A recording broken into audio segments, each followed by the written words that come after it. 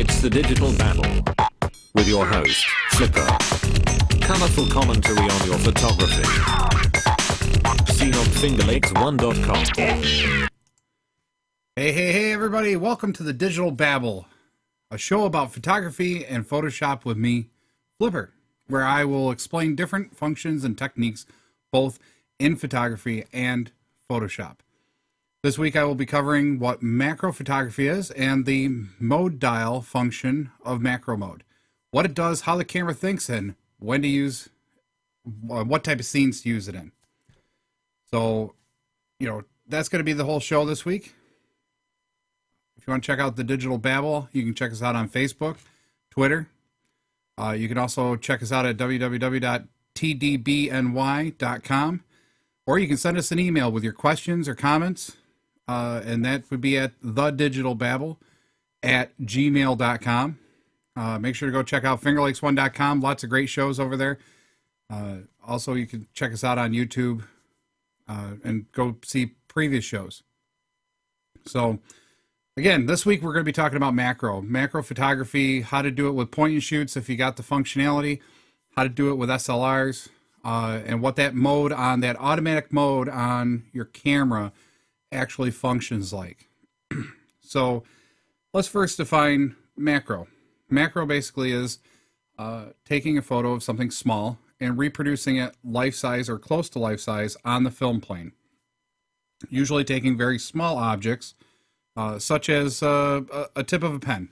Okay, so we would take it and then put it right up close, and that would fill the whole screen or the whole film plane.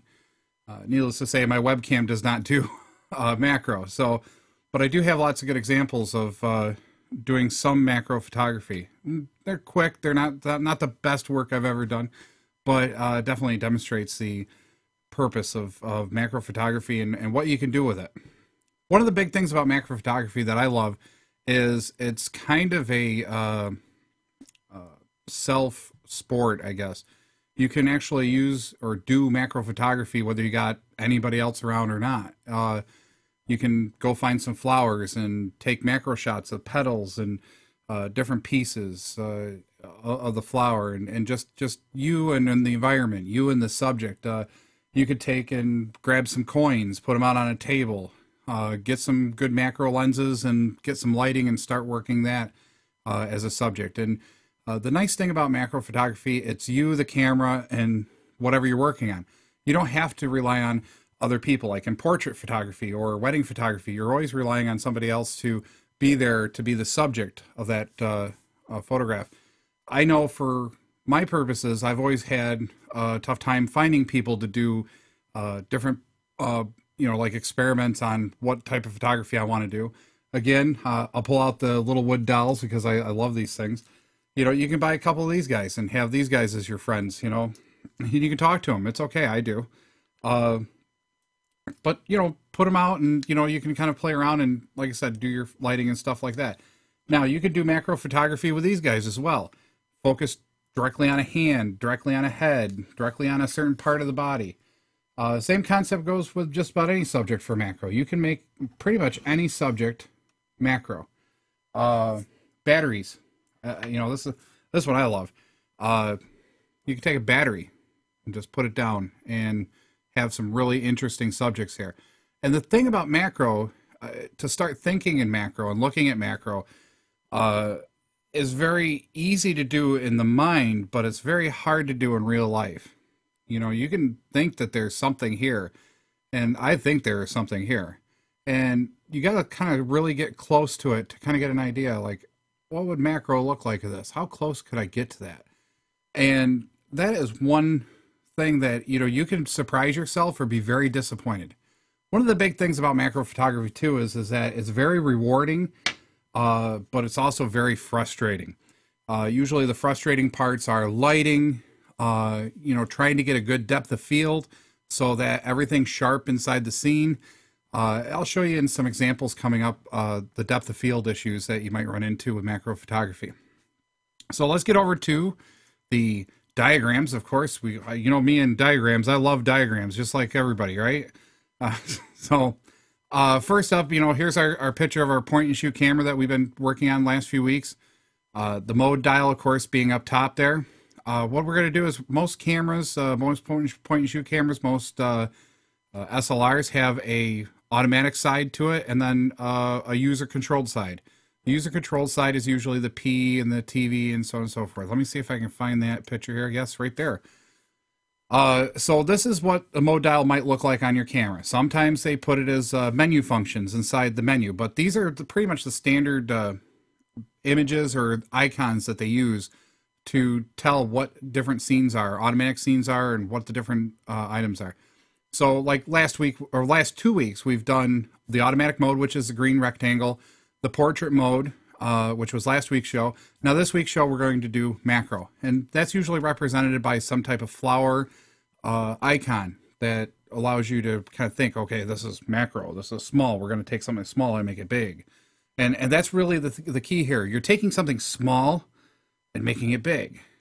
And depending on how big, you know, and that's the other thing about macro. Macro is all judged in ranges of what size to what size. A ratio of life size would be 1, and on the film plane would be 1. That would mean that it's exactly the same size in real life as it appears on the film plane. Now, when you blow that up to a print, it's going to, of course, be bigger or whatever. But that's really how we judge macro photos a lot of the times, is in ratios. So a good example of that is like saying if you had a 35 millimeter pen, okay, saying this was 35 millimeter. When you capture this image, it would be 35 millimeter in real life. It would also be 35 millimeter on the film plane, thus creating what most people would consider like a 1-to-1 ratio. What you captured in real life is what is actually on the film plane.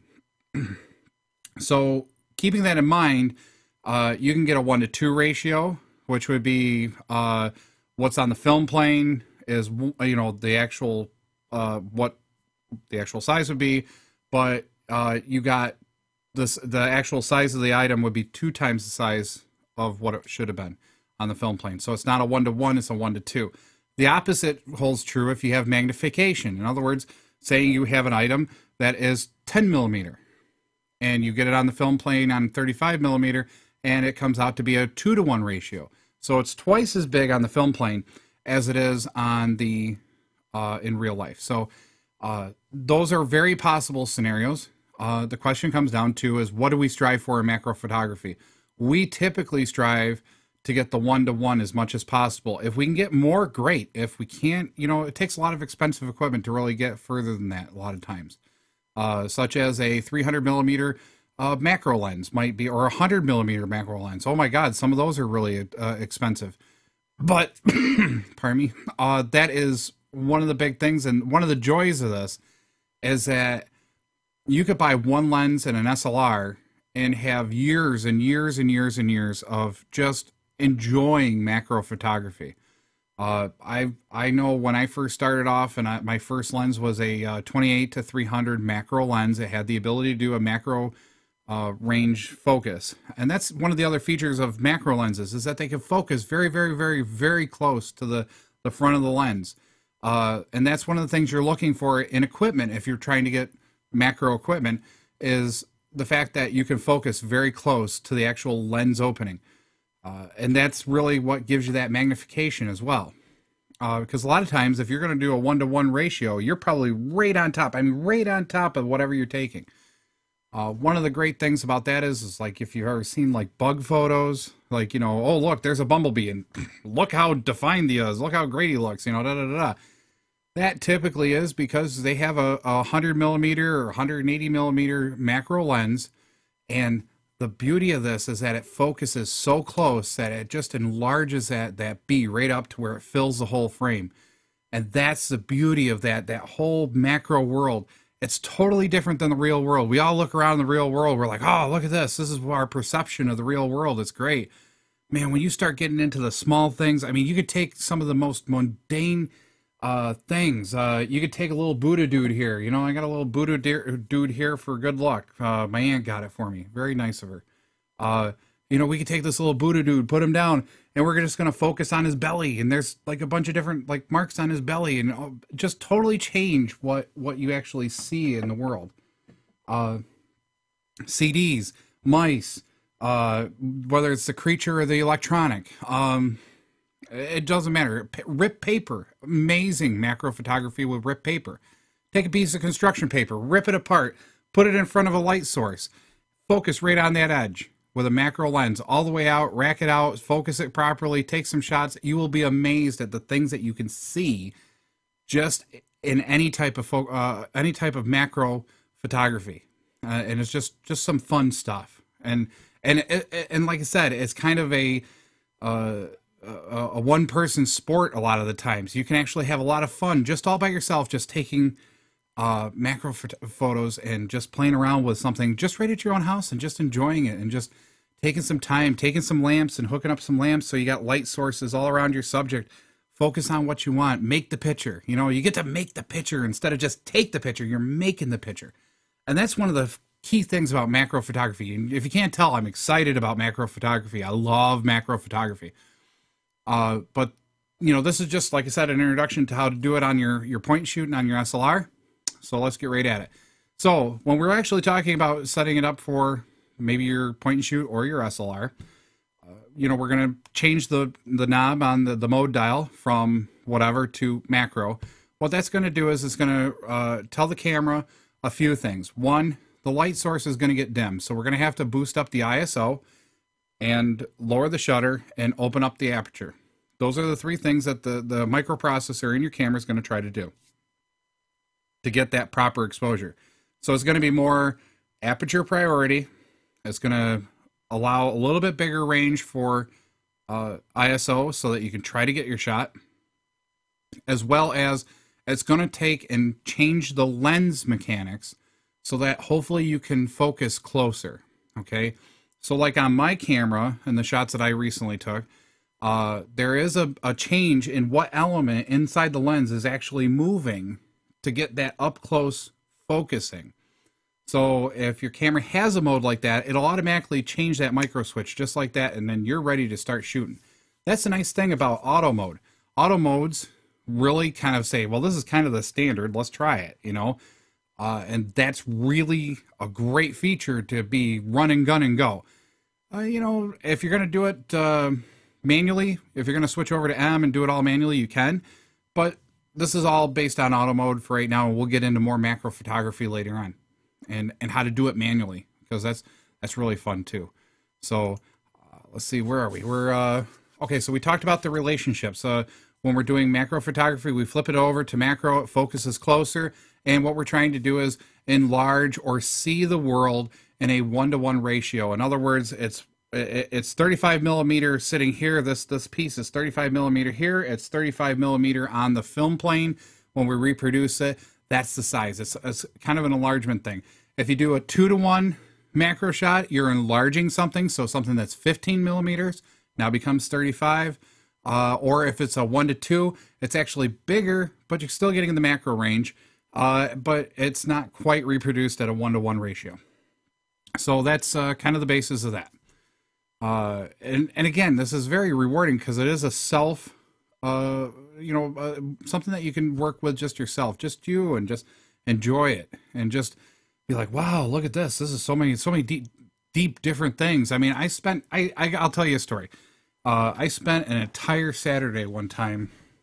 I was waiting for something to happen. I forget what it was, but there was something I was waiting for. I pulled out my camera, my first SLR, with my 28 to 300 millimeter, and I think I only played with 2 coins and a pencil for about 3 hours. Lost track of time totally. Missed the event that was supposed to happen.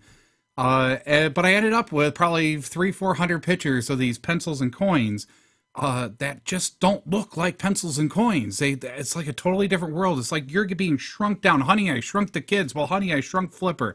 And now here he is, and he's looking at, and he gets to share that view with everybody. And that's really the big thing about macro photography, is sharing a different point of view and finding something different. And that's one of the big things that I like about macro photography. What are some of the benefits of macro photography? The auto mode on the camera, it does try to set your settings for you. It does switch the microprocessor over so that the lens focusing is already closer. It does do a lot of attempts at changing where the camera focuses. It also tries to figure out what the best metering mode is, and those are some of the best things that you can take out of the auto mode. The problem is, again, just with any other auto mode, the camera's doing all the thinking for you.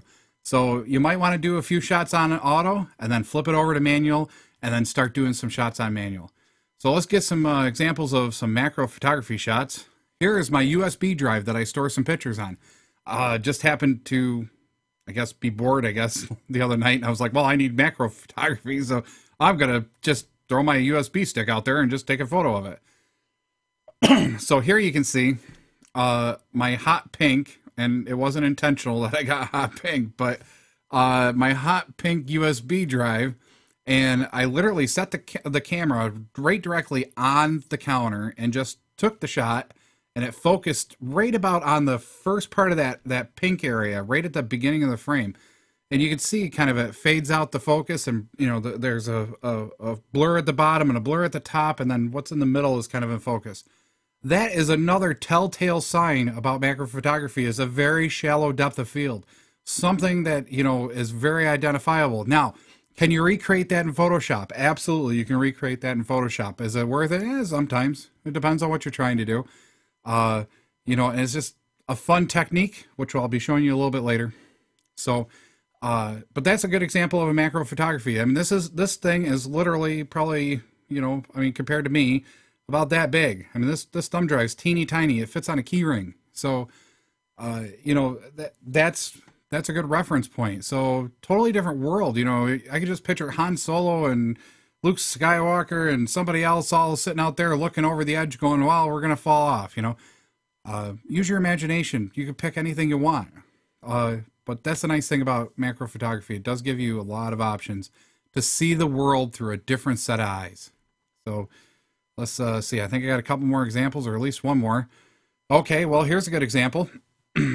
This is, we're giving our cat insulin. So, you know, we have to use needles. And I happen to see this needle, and I was like, oh, you know what? That would be a good macro photography. Because it's tiny. It's tiny. But look how clear you can see the needle. Look how clear you can see the numbers. Everything is super tiny. I mean, this whole thing is about this big. I mean, it's not that big. You know, and now just lay it out, put the camera down, focus it close, and this is what we got. It filled the whole frame. There is no cropping here. This is literally right out of the camera. This is what it saw. This is what it got. This is how it looks. So, that's the whole point behind macro photography right there, is blowing things up or enlarging things to make, to see the world from that little Honey, I Shrunk the Kids kind of thought process. So, there you go. That's macro photography. There's some examples. That's how you can set your camera to start doing it.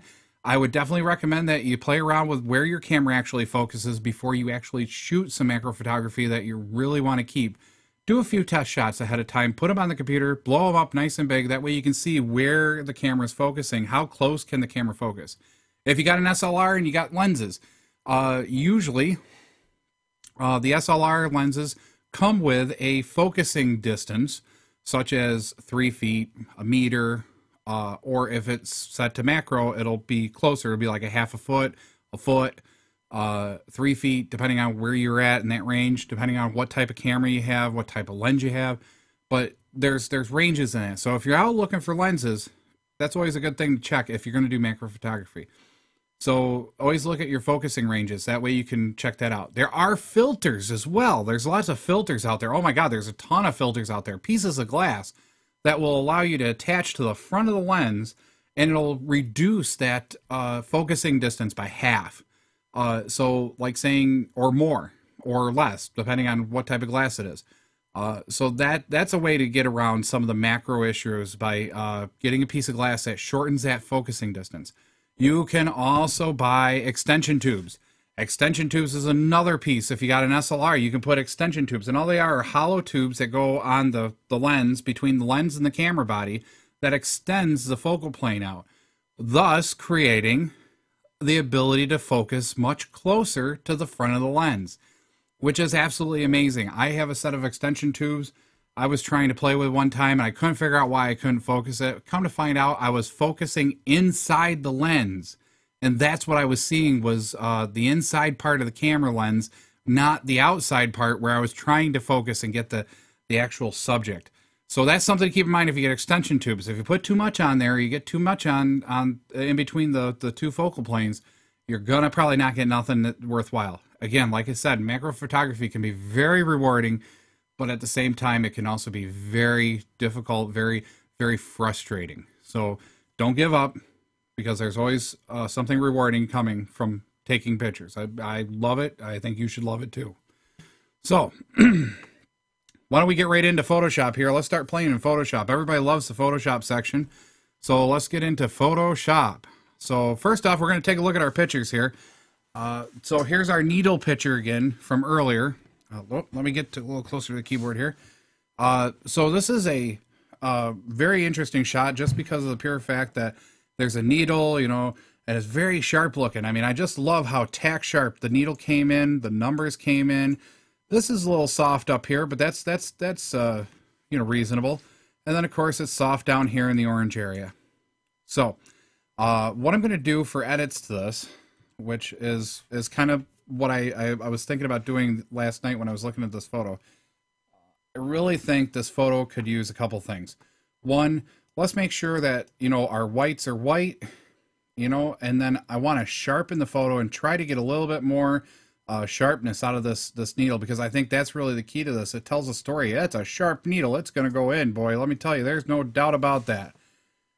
And then I think what I want to do is I want to actually darken it up just a touch and try to get rid of some of these speckles and stuff on the countertop. I didn't even realize I had speckles like that, but let's see if we can't get rid of these speckles here as well. Or maybe find a different way to approach it. So I'm going to we're going to go right into Photoshop, into the first image here. So here we are in Photoshop. I'll blow it up for you here just a touch. So again, you can see here how clear and how sharp this needle looks. Now, one tip in Photoshop that I should give everybody, and in a lot of image editing programs, at any time that you need to move the image around or the page around so that you can see a different area, if you press and hold the shift key, you'll usually get the hand icon up, and then you click and drag and it just moves it around. It doesn't actually move the layer around. It moves your view around. As you can notice, my scroll bar is moving up and down, and left and right. That's all it's doing. It's not actually, whoops, had it undo. Look at that. I took my hand off the spacebar. It's not actually moving the layer. It's just moving your view. So let's see. So here's that needle. I mean, look how sharp this is. I think this is amazing. And this is a 10 megapixel point and shoot that took this shot. So I just can't even imagine putting my 5D together and trying to take the same shot, what I would get. I would probably get something a lot closer. But there's that key point. That's the element that I just love about this photo, is that needle is just tack sharp. So what did I say I was going to do? Oh, I know. We were going to go in and we're going to do a levels or a curves. Either one, levels or curves will work for this. I'm going to take it, I'm going to find my dark points. So I think I'm going to come out here in the dark area, and I'm going to click and see if I can't darken that countertop up just a touch. I don't want to get too dark. I don't want to be way down here, down below where there's light, because now it's going to get really harsh looking. I'm really thinking probably somewhere right there. The background kind of goes out, but yet it's okay. I'm going to click and I'm going to do my highlights. That way I can see about where I want to be. I think we're a little too bright here, so this is probably the brightest I want to get the picture. And now we're going to play with the color temperature by hitting the mid-tone eyedropper so that we can kind of get a different color feel. Saying we want to neutralize that orange. Let's hit orange. Totally weird, freaky kind of stuff, right? Let's go back to black and get kind of closer to where we want to be. Maybe this white, this gray is what I want. Notice I just clicked in that gray area. It warmed the picture up a touch versus out here on the black. It's a touch greener, a touch cooler. I think I'm going to make it warmer. I really like the idea of making it warmer. I just got to find where I clicked. There we go. Makes it a little warmer, a little more inviting, even though it is a needle, you know? All right, so I think we got our exposure right. I think we got our color temperature right. I really like it. It's kind of very nice. It's very simple, straightforward. I think the next thing I want to do, which I probably should have done first, but I didn't spot it at first. Now I'm seeing it. So we're going to hit layers. We're going to go back down in the background layer. I'm going to use the clone stamp brush, or actually, let me see if the spot healing brush will work here. There's a red thing out here, or orange thing kind of hanging out there, kind of distracting me. So as my eye comes in and I'm like, oh, needle, what's this orange thing over here? So let's get rid of that. So we'll just keep hitting it with the clone stamp here, or well, actually, no, the healing brush, and see what we can do. Okay, so that took that out. Now, there's two things that I might want to do with this photo too as well. I've neutralized the colors so that they're a touch warmer, just so, because it seems like a little more inviting on my screen anyway. I really think that, you know, we could do a couple different kind of neat FX type thing. So let's get a brush, and I'm going to see if I got my brushes loaded the way I want them. And I do not believe I do. Let me see if I got my, no, I do not have the loaded brushes. So let me see if I can load some brushes. Load some preset brushes here, guys. Here we go. And I forget which ones they were. They were the, let's try assorted brushes. Okay. There we go. This 25 guy, it's like a crosshatch type thing. I really love doing this effect. Okay, so we grab the brush. We got the brush.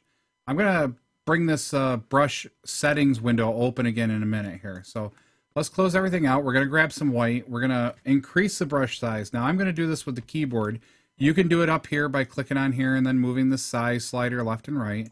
I'm gonna do it with the keyboard because it's a lot faster for me, because I'm used to it. And that's the left and right brackets will make it bigger. So right bracket makes it bigger, left bracket makes it smaller. I'm going to make it right about there. And I'm just going to do a quick, just kind of zip, zip. That almost works. It's like ting. Oh, look, the light's flickering off of it. I mean, it's not the best effect in the world because of the size that I got the brush, most likely. So we'll lower it down just a touch more, and we'll zip a couple more in there. And, you know, it kind of gives that kind of photo FX thought process, and it's kind of neat. We're going to do another smaller one over here, but I'm going to open up the brush settings, and I'm going to rotate the brush just a touch so it does not look exactly the same as the other ting ting. Is that a technical jargon? Sure. You can take your pick if you want it technical or not. So, as you can tell, just by adding some of these ting tings to the very white areas, kind of offsets the picture and gives it a totally different feel just with those few little spots. Now, of course, you know, like I said, this is all for demonstration purposes. I probably wouldn't do that with this picture. I probably would have done maybe something else, like maybe like had something flowing out of it, maybe like Niagara Falls flowing out of the needle, be like, oh, that would be neat, or something else. But for this example, I just wanted to show that technique as well as cleaning up the photo. Now, I've liked this so far. This is pretty nice. But I think what I really would love is to actually, we're going to make a clone stamp layer of our edits here. So we go Control-Alt-Shift-E, or up to layer, and then I think it's a stamp or merge. Well, I guess Control-Alt-Shift-E is the easiest way to do it. But there's a way to basically make a new layer out of a composite of all the other layers. So layer from background, nope, I don't see it. I really got to find that in the menus, because that's one of those menu items that are always hidden. But once you learn the keyboard command, you never forget it. Control-Alt-Shift-E. So gives you a whole new layer with what everything looks like. So you can turn off all these background layers, and you know, it's all stamped as one layer. Now you can play around with like sharpening and so on and so forth. So let's do some really heavy sharpening. So I'm going to make a new layer, or new layer copy from that one that we just stamped, and I'm going to go up to filter, and I'm going to go down to other, and I'm going to do a high pass. Now, depending on how much you make this high pass depends on how harsh this is going to get. As you can see, the bigger the number, very harsh it gets, and it brings some of the photo back. Very low, it's just kind of gray.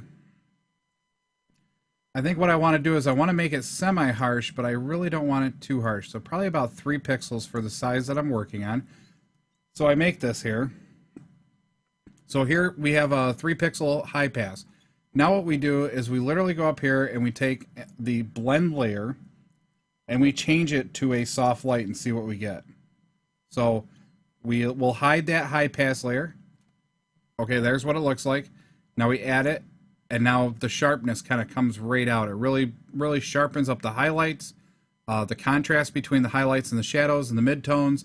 It really does a great job. And the high pass sharpening is an amazing thing, because like saying if we overdid it, saying if this is an overdone sharpening, we can go up here to the opacity and literally dial it back in. Like, you know, literally slide it to wherever you want. No sharpening, a little more sharpening, a little more sharpening. Let it catch up here. A little more sharpening. Okay, all the way up sharp. I suppose I can demonstrate this a little better if I do hard light. So now if I do hard light, you'll notice, okay, look at how these particles right down here at the bottom of the screen really just show right up. So maybe I just don't want that much sharpening, so let's drop it back, drop it back, drop it back, right about there. Okay, so there's about what I want. So without sharpening, with sharpening. Amazing, the difference in photos.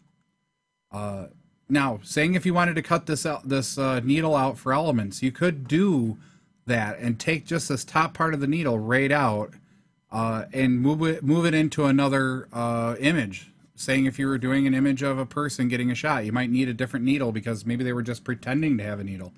You could do that. You could cut this out by selecting that area and cutting it out and doing a copy and paste. But I think for right now, I think I'm really kind of happy with this. I'm kind of looking at it going, oh, you know, this is about as good as it's going to get. I might crop it a little different, but I mean, it's kind of neat. Showed a couple different techniques. So let's do File, Save. And it's going to ask me to save it as something different. I'm going to say no, save it exactly what we had it. Save. Okay. And by doing that, I should be able to come back to the original. So here's the original shown on screen here. Again, kind of soft down here. The needle's kind of sharp, but maybe we can sharpen it up a little bit more. Maybe we can make an effect. Maybe we can put some effects in these highlights here. And that's kind of what I did. Take out this orange spot over here. And so here's the before. I'll take out the marks. So here's the before. Here is now the after. Just slightly different. The color temperature is a touch warmer, a little more inviting, I suppose. The whole weird kind of glimmer effect is kind of neat, but it's a little distracting in this photo, I think. But it was a good way to demonstrate because it was easy. And then, you know, where the tonal layers were, the tonal colors were, up here in this area, we wanted to make sure it was nice and dark. Down here, we wanted to make sure it's as dark as possible. And then we want this whole area to be exposed as best we can. And that's what we did. So, and I think those are just doing it with a couple of few edits, such as the levels. We did a levels on it. And then we did some paintbrush stuff, and then we did a healing brush. So, okay, let's move on to image 2. Of course, you know, for your non-smokers or smokers, doesn't really matter. This just happened to be a good macro subject of the time. And this is the kind of the neat thing about this whole image. It kind of it could be told as a story. We could break it in half. This could be something that would be good for an anti-smoking campaign. You know, put down the lighter. Maybe we'll do some of that. Maybe we'll add some text to this or whatever. What I want to do is I want to accentuate, and this is what I'm trying to do, is I'm trying to say, let's look at the picture as what we can do with it, and then let's see what we got. And then we'll make those edits to make that happen. So first off, what I don't like about this photo, it's a little touch too dark. These highlights here are just too dark. They're not all the way to white. The other thing I want to make sure that we do is this natural reflection down here, which I didn't even notice until now, is right there. Let's try to bring that out a little bit and see if we can't enhance that a little bit, because that's kind of a neat thing of this whole photo. The next thing is if you wanted to have an effect, maybe it is a anti-smoking campaign, maybe it isn't. Depending on what this picture is for, maybe we want to put like little wisps of smoke up here. That's a kind of neat photo effect that we can definitely have some fun with. And then what I want to make sure is I want to sharpen it decent, like, so that way everything stays sharp in this photograph. So those are kind of the edits we're going to do now, and we're going to go right into Photoshop here. I'm going to clear the whiteboard, and we're going to pop into Photoshop, and we're going to grab that other photo. So here we are. This is our photo we're going to work on. So first off, let's try to do a levels here, and we're going to basically come back in and do a couple different things here. I want to make sure the whites are white, so I'm going to find some place on this the cigarette that I want white. So I'm thinking right about there, and as I move along to the shadow side of this cigarette, you'll notice the highlights now are getting out of control. You know, this could get very grungy very quickly. So I'm going to try to find some place here just to lighten it up just a touch, not too much, just enough to really highlight that top part of that cigarette. All right, now we're going to take and we want to make sure the blacks are as black as we can get them where they should be. So I'm just going to take the black dropper here in the adjustment layer. We're going to use levels again, and I just clicked up here. Yep, they're as black can be. All right, now the midtones. Now I want to see what color is really the neutral color in this photo. So we think white. This white is actually a little off. It's giving me a green tone. Let's try another gray area. Okay, that's a little too blue, so now it's made it purple. That could be a fun effect. I mean, don't get me wrong, that can definitely be a fun effect. That's pretty neutral. That's probably as natural as it's going to get. But I think I'm going to go back and make it purple because you can really have some fun, you know, with color shifts, especially when you're doing advertisement photography or poster photography or some other things. So there we go. We got our first adjustment layer. We're happy. Oh, I'm happy. I don't know about you. I'm happy. And I like this so far. So I'm going to take and I'm going to say, okay, let's see. What are we going to do next? Well, I think what I want to do is I'm still trying to figure out what's going on right here. There's a couple marks here, and I'm not sure if it's reflections. Yeah, it looks like reflections. So I'm going to go back down to my background layer. Of course, I did this in the wrong order. And I'm going to see if I can't fix that reflection a little bit and stop making my eye get all distracted by it. So there we go. That's gone now. And I like it. I like it. I like it. All right. So we now have our purple version. We have it almost looks like there's a purple light kind of lighting this. And it's kind of neat. So let's maybe get some text in here, and we're going to make like a little poster type thing. Well, first off, let's make the cigarette so it's kind of lit. So let's see. We're going to make a smoking effect. So let's take a white brush. So we're going to go get a standard brush. I got to find one real quick. And let's see if I can... Oh, I got to load... That's the one thing about Photoshop, especially 5, 6, some of the newer ones. They don't load the standard brushes every time. So you got to keep adding, or you load them all up and then it takes up too much memory. But it's something that can definitely work for you or against you. So let's see. We're going to do a standard brush here. And then we're going to soften it up because I'm going to do a lot of fun playtime, less paint on here. So let's see here. So we want a white color. So we want a small brush because we're going to draw these wisps of smoke in here. So we're going to there should be a wisp of smoke. Whoops, wrong layer. Back on the background layer, we're going to just draw some white kind of, just kind of throw some stuff up here. All right, simple, very, haha. I goofed that. You ever sit here and get going too fast and you forget what you're doing? That's exactly what I just did. I need a new layer here. Doesn't matter where that new layer is, just as long as it's on top of everything. So now I'm going to draw some white wisps of smoke here. And you can get creative and just be like, okay, I'm going to put it here. And, this little wisp of smoke is going to live here. And, maybe I want it a little bit more rounded in different areas. Maybe put a little more there. All right, so there we got some lines in here, and it really doesn't look like smoke, right? So let's try to do a filter here. And what we're going to do is we're going to blur it, and we're going to do like a Gaussian blur.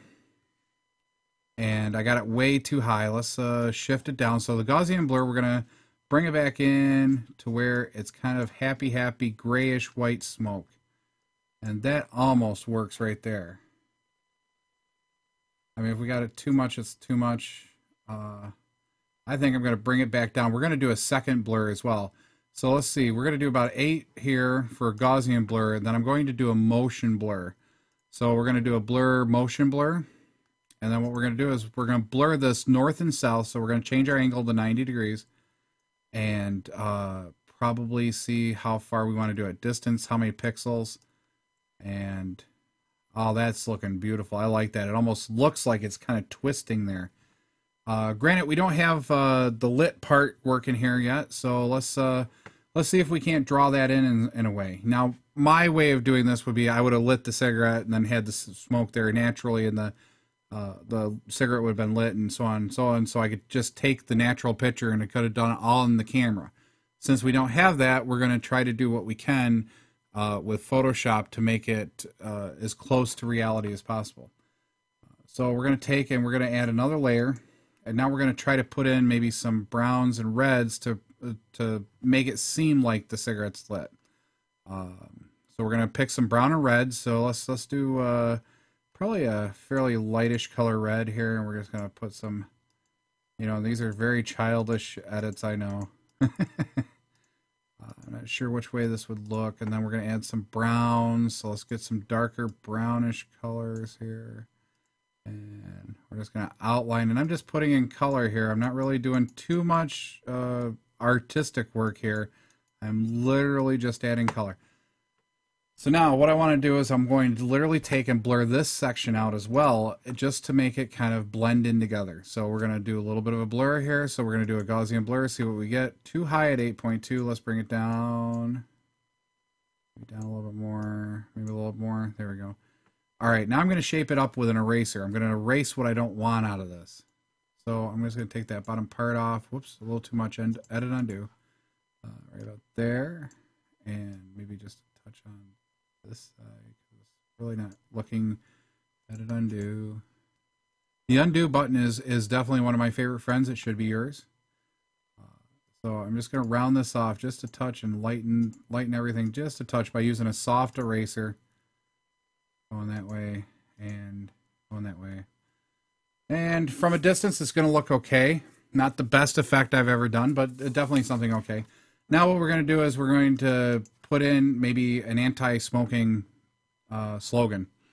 Or maybe whatever. It doesn't matter. Maybe it's a smoking campaign. I don't care. I don't care what this is.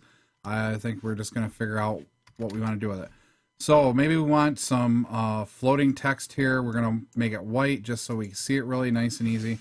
And we got to make it big so that we can see that as well. So back into the picture here. And of course it's not going. It is going, but it's not going the way I want it.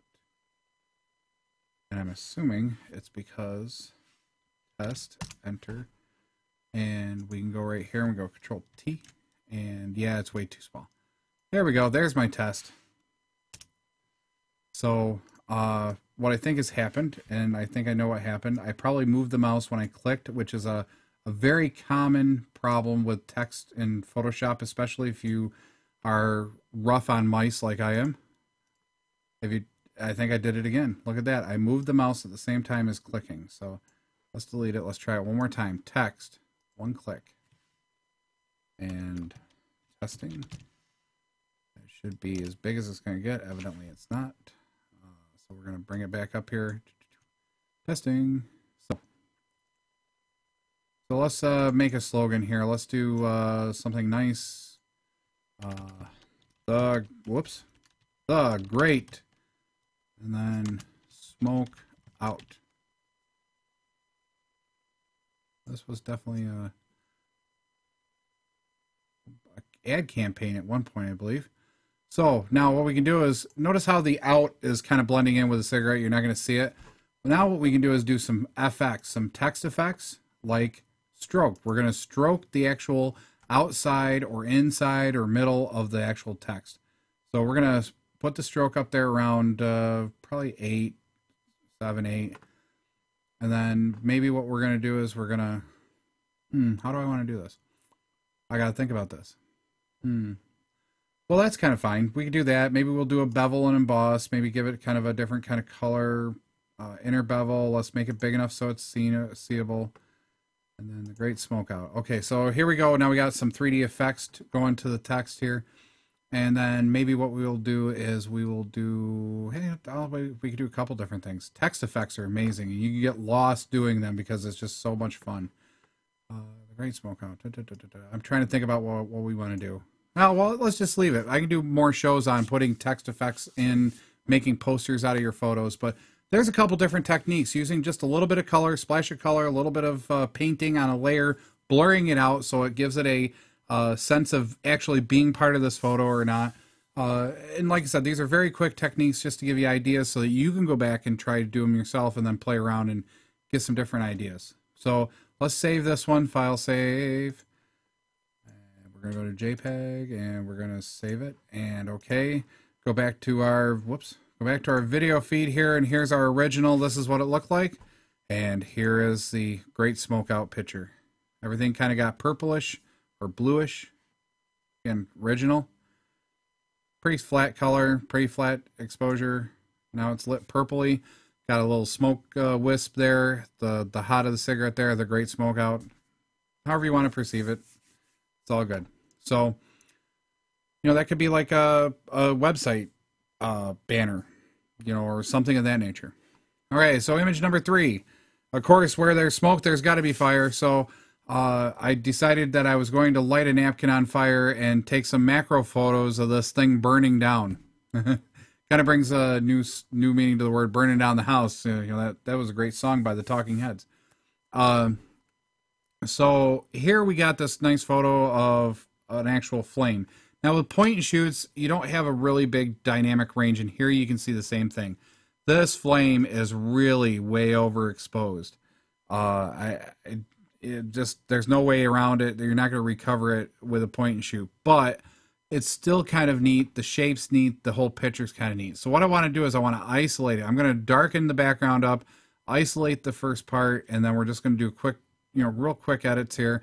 And then we're going to fake the macro blur, hopefully, if I got enough time. I got 3 minutes, so I think I can do this. So getting back into Photoshop, and we're going to basically do the basic 3 things. We're going to do, make our levels. I'm going to grab my darks, and I'm going to make it dark like over here someplace. So we isolated it. Well, I don't want to isolate it too much because I still want to be able to see the blur. So I got to find which dark point right there. That's a good dark point. All right, the light point I think is going to definitely have to be one of these areas here because definitely not the flame. The flame could be used, but it's going to do a color shift. All right, so our exposure's right. Our color shift's fine. We're looking good, right? I'm going to clone stamp brush this because I want a blur effect, okay? What I'm going to do is I'm going to do a filter, and I'm going to do a blur, and I'm going to do a lens blur. So we're going to just go through the lens blur very quickly, see if it'll process. How much blur do we want? Depends on the radius. I like that. Right about 25 will be good. We're going to throw it in here. So notice it's nice and blurry. I'm now going to take and put a mask here, and I'm only going to bring back the pieces that I really want to give this whole macro effect thought process. So I'm going to take, and I'm literally going to take a huge brush, a huge black brush, okay, and paint back just right across the middle like that. And maybe undo. Let me try it one more time here. Evidently I didn't go straight.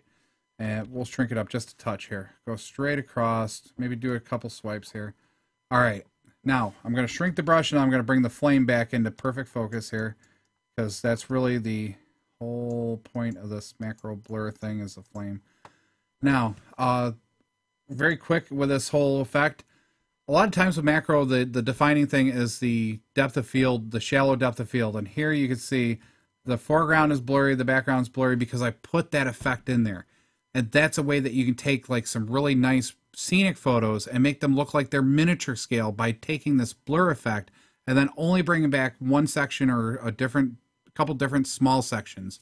And that's really what gets phenomenal, that you can take almost any picture, whether it's macro or not, and turn it kind of into a macro picture. So, okay, so we'll save this, go back and do that, save, JPEG, and save, okay, going back to the original image. So here's the original image, here's the edits, a little different, not much, a little bit. I didn't do too much with this photo. Just like I said, we were going to fake it, and that's it. And that's what we did, we faked it. So coming back to here. So that was our show this week. It's all about macro. The Photoshop edits were about macro. We did a little few things there. We added some text to things and do some different items there. And I just want to say thank you for watching the show, because without you, it's not a show. And I just want to, invite you to come check us out on Facebook, on Twitter. Go check out our website at tdbny.com. So The Digital Babble. So TDB New York NY.com.